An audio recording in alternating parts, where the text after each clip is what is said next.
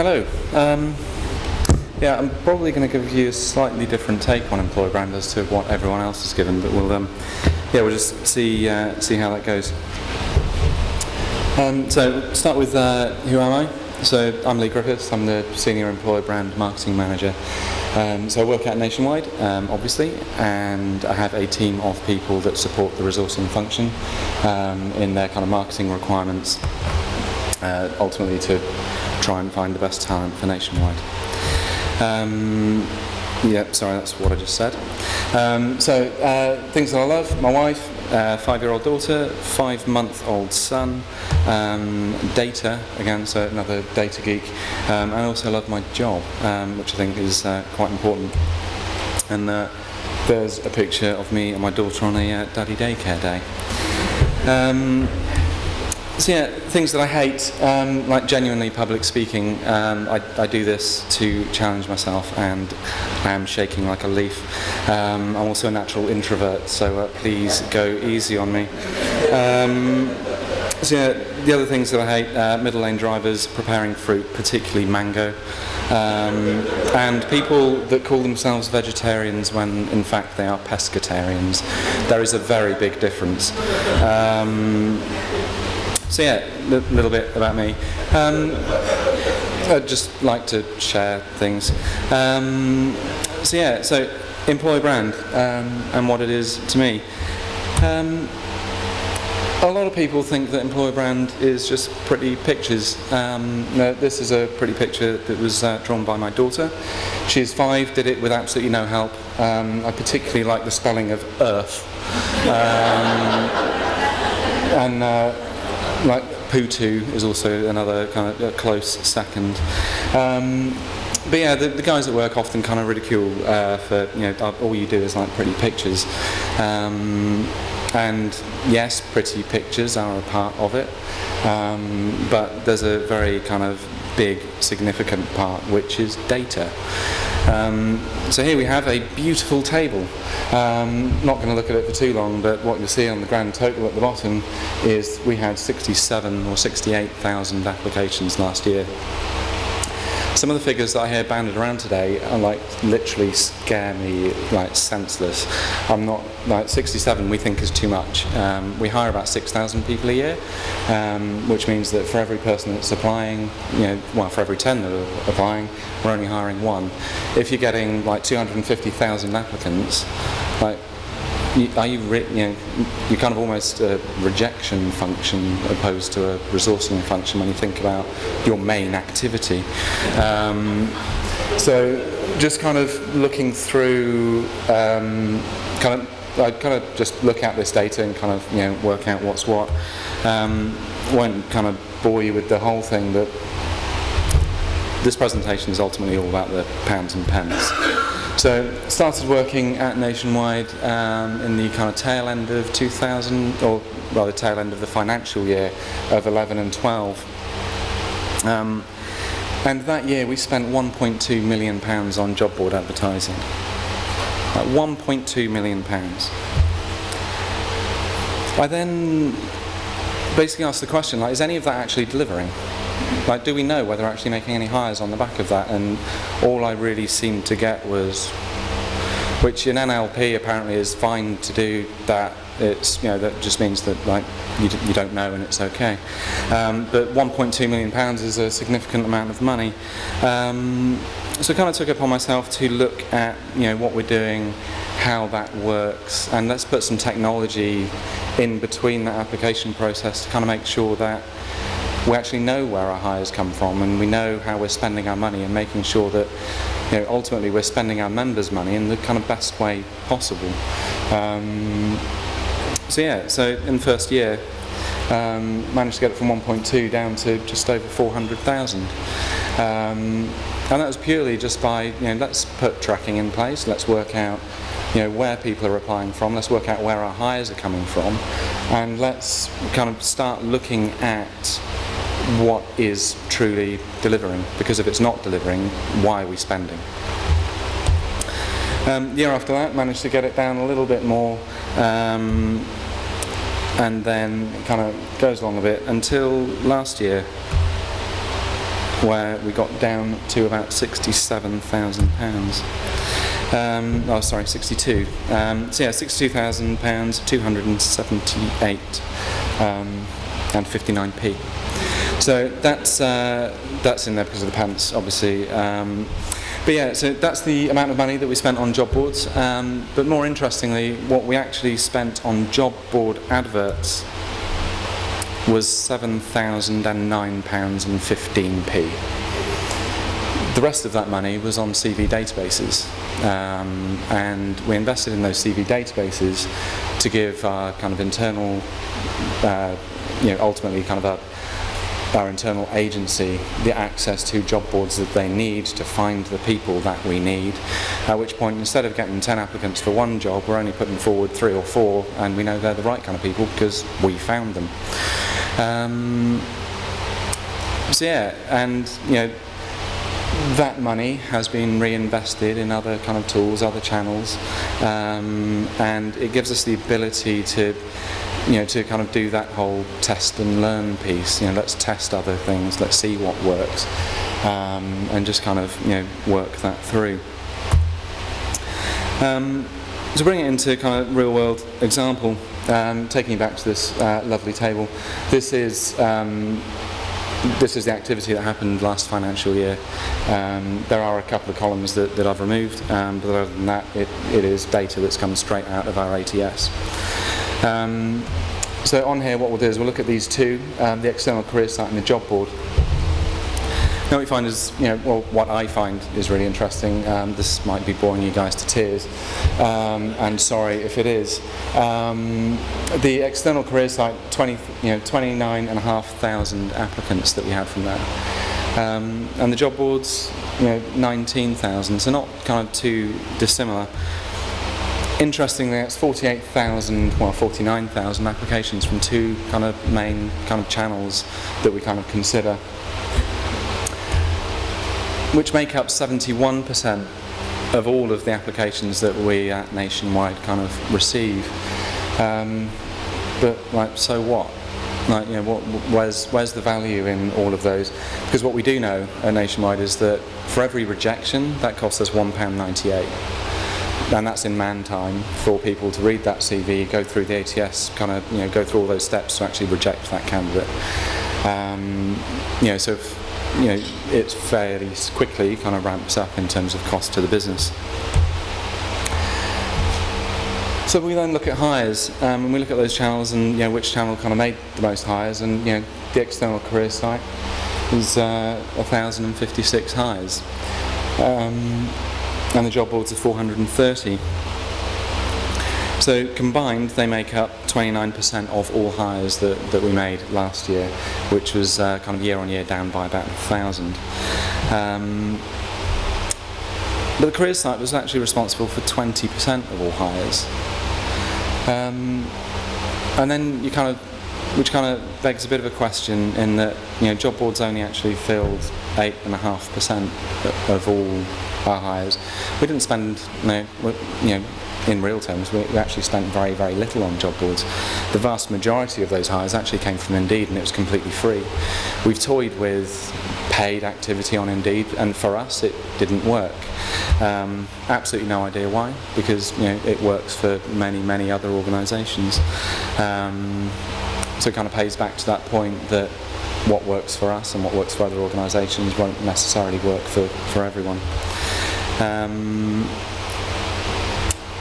So yeah, why did the career site deliver more than the job boards? And I think I don't actually have the answer to that question, and I'm not expecting anyone in the room to. I've spent a lot of time thinking about it and come up with a lot of kind of theories around it. On the career site, lovely, pretty image that I spent 3 days of my life kind of partaking in and kind of making sure that everything was all fully on brand. And on this career site, we've got, we provide loads of information. We've got a Why Work For Us section, which goes into employee stories and kind of shares all of those employee stories. I've had a few conversations with a number of people around kind of content. The content that we're producing isn't necessarily aimed at, any of the content that we produce isn't focused on kind of landing those hires. What it's about is kind of hooking people in, getting them to our career site to read that content, and then at the bottom of the content we'll sneak a link into the vacancies that we've got going in that particular area. But we've 2 days ago we did one on gender diversity in IT, not based on Nationwide, based on the entirety of the UK. And yesterday we did one on carers. It's also National Carers Week this week, so it's quite a kind of topical subject to share. And we don't do that with a nationwide voice, we do that with our employees. And kind of share their stories as a way of kind of getting the employer brand across. So the one that we shared yesterday was about an employee who had a daughter who was deaf, and she is allowed the kind of time to go and care for that, for her daughter. She's allowed to buy additional kind of holiday to kind of do that. So we're not kind of, it's never sold as, here are the benefits that we will give you. It's, here's a person and this is their life and this is how we support that. And it kind of changes the conversation, and it kind of removes it from being that kind of puff piece that people see straight through.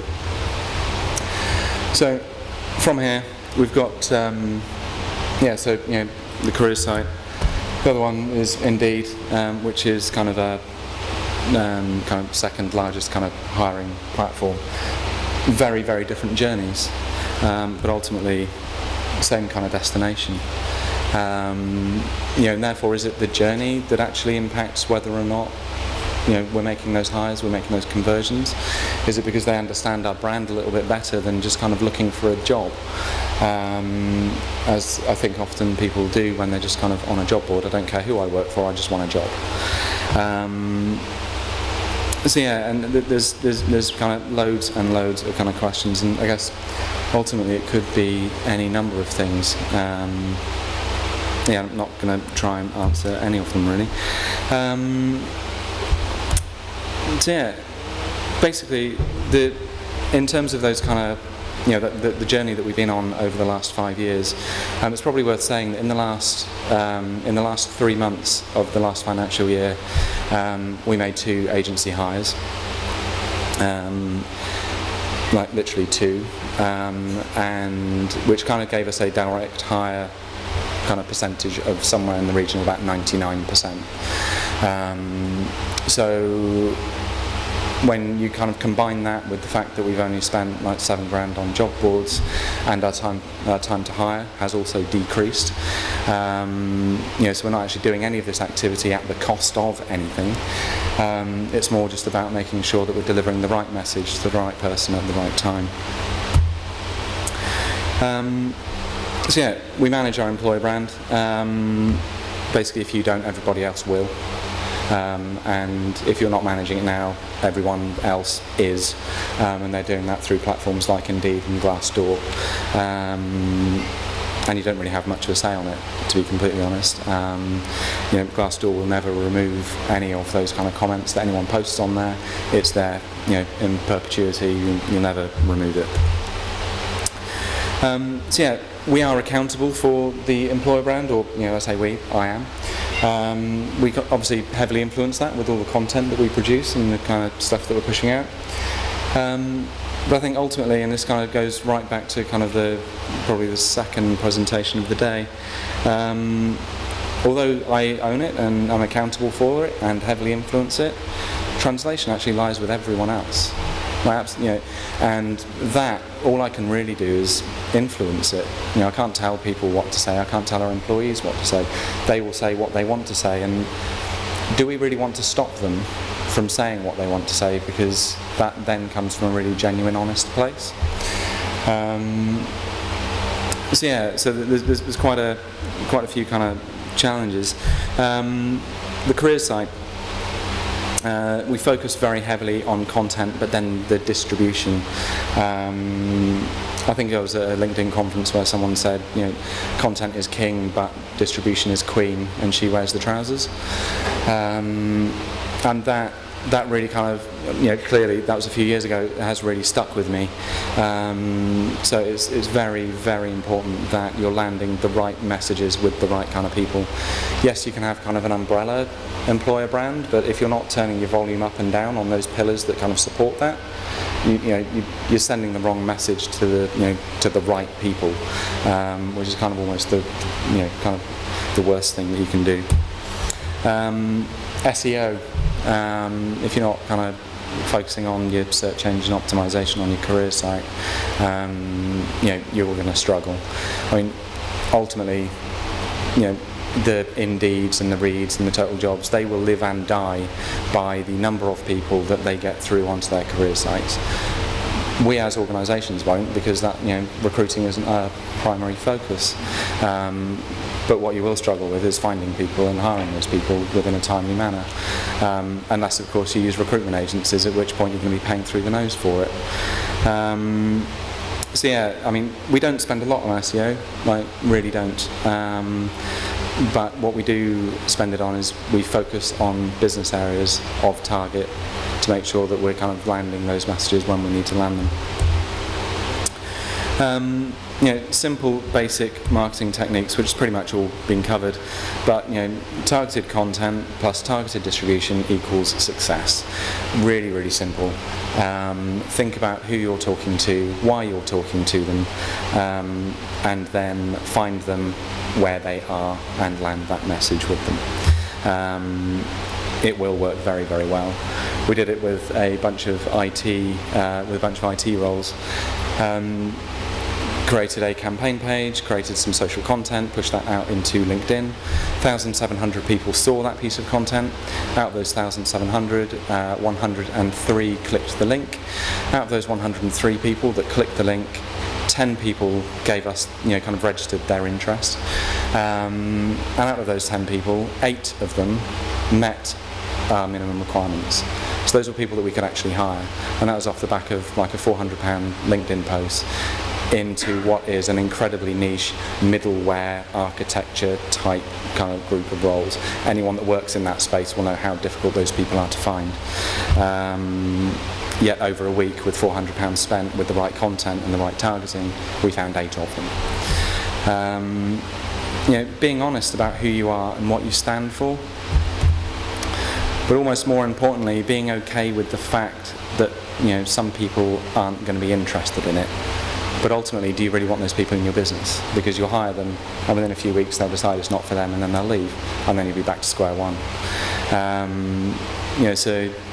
Think about who you are, what messages you're sending out there, and kind of making sure that it's real, honest, and open. So yeah, I mean, I kind of stood up here and told you everything about kind of where we've been, where we're going, but we do still have a really long way to go. There's an absolute kind of ton of activity that we've kind of got in plan for the next year in terms of kind of everything that we're looking at.